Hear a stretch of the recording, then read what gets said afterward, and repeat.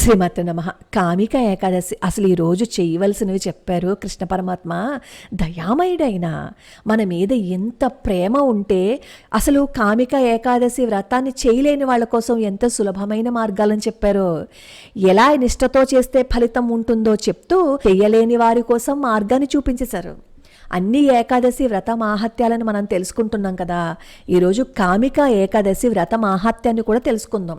ధర్మరాజు గారు కృష్ణ పరమాత్మను అడుగుతున్నారు, ఎలా చెయ్యాలి, ఎవరిని ఆరాధించాలి, ఏ విధంగా చెయ్యాలి, చేస్తే ఫలితం ఏంటో చెప్పు కృష్ణ అంటే కృష్ణ పరమాత్మ ధర్మరాజు గారితో చెప్తున్నారు.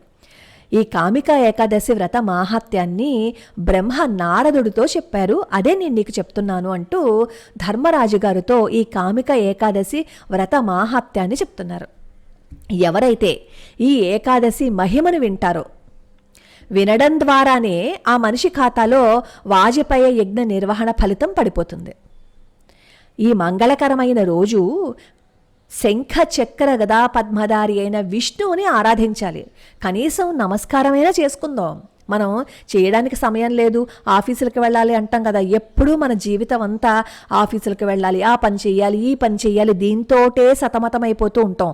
మనకి ఏదైతే ఉద్ధరిస్తుందో, మనల్ని ఏదైతే మోక్షానికి తీసుకువెళ్తుందో అవన్నీ వదిలేసాం. మనకి ఏదైతే నిత్యము సత్యము అవుతుందో దాన్ని వదిలేసి అనవసరంగా ప్రతి దాని వెంట పరిగెడుతూ అసలైన దాన్ని వదిలేసాం మన బిజీ లైఫ్లో. కనీసం ఈ కథనైనా విని ఇందులో ఏవైతే చెప్పారో దాని విధంగా మనం మార్చుకుందాం.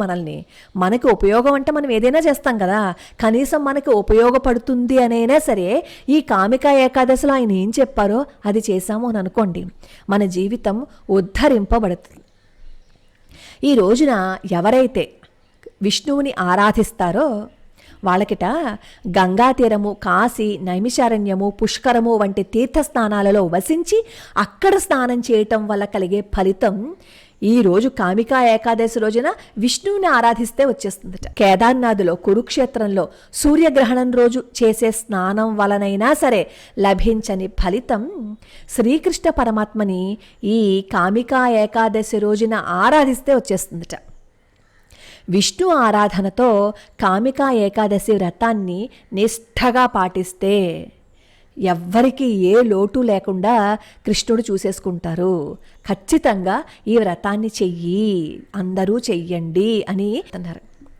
నీరు తామరాకుని అంటని విధంగా కామికా ఏకాదశి ప్రభావం వల్ల మనిషిని పాపం ఏమాత్రము అంటదు. ఈరోజు ఖచ్చితంగా చేయవలసిన పనేంటో తెలుసా? తులసీ దళాలతో శ్రీహరిని అర్చించాలి. అలా అర్చిస్తే సమస్త పాప విముక్తుడు అయిపోతారు. అసలు తులసి దర్శనం చేస్తేనే సర్వపాపహరం. మనం ఏం చేయలేకపోయినా ఏకాదశి రోజున తులసి మొక్కను చూస్తేనే సరే సర్వపాపాలు పోతాయంటారు కదా. మనం ఆ మాత్రం కూడా చేయలేమా చెప్పండి? తులసి స్పర్శ దేహాన్ని పవిత్రం చేస్తుంది. తులసి ప్రణామం ద్వారా మనిషి రోగ విముక్తుడవుతాడు. నేను ఎప్పుడు చెప్తుంటాను, ఇంట్లో తులసి మొక్కను తెచ్చుకుని వేసుకుని ప్రతిరోజు దీపారాధన చేసి నమస్కారం పెట్టి కాస్త నీళ్లు పోసి ప్రదక్షిణ చేయండి. ఎవరైతే అలా నిత్యం చేస్తూ ఉంటారో వాళ్ళ ఇల్లు సర్వ సంపదలకి నిలయమై ఉంటుంది అని. నిజమది. దాన్ని ఏం కొట్టిపాడేసి మూర్ఖత్వంగాను మూఢనమ్మకంగాను మనం తీసి పడేయక్కర్లా. తులసి దళానికి, తులసి మొక్కకి ఔషధ లక్షణాలు ఉన్నాయి, ఔషధ గుణాలు ఉన్నాయి. మనం ప్రతినిత్యం అక్కడే మనం సంచరిస్తూ ఉన్నాము అని అనుకోండి, అట్నుంచి వచ్చే గాలి ఏమవుతుంది, మనల్ని శుభ్రపరుస్తుంది, మన మనసుని శుభ్రపరుస్తుంది, మన శరీరాన్ని శుభ్రపరుస్తుంది. ఎప్పుడైతే మనం పరిశుభ్రంగా ఉన్నామో మన దగ్గరికి ఏమైనా రోగాలు వస్తాయో చెప్పండి? ఏ రోగము రాదు కదా. మరి ఏ రోగము రాకుండా ఉంది అంటే అర్థం ఏంటి? మనం ఐశ్వర్యవంతులమే కదా, మనకి సర్వసంపదలు వస్తాయి కదా. అది మనం అర్థం చేసుకోం ఎప్పటికీ. అసలు తులసి మొక్కకి స్నానం చేయించడం ద్వారా మనిషికి యమరాజు భయం పోతుంది. స్నానం చేయించడం అంటే అర్థం ఏంటి? నీళ్లు పోయడం.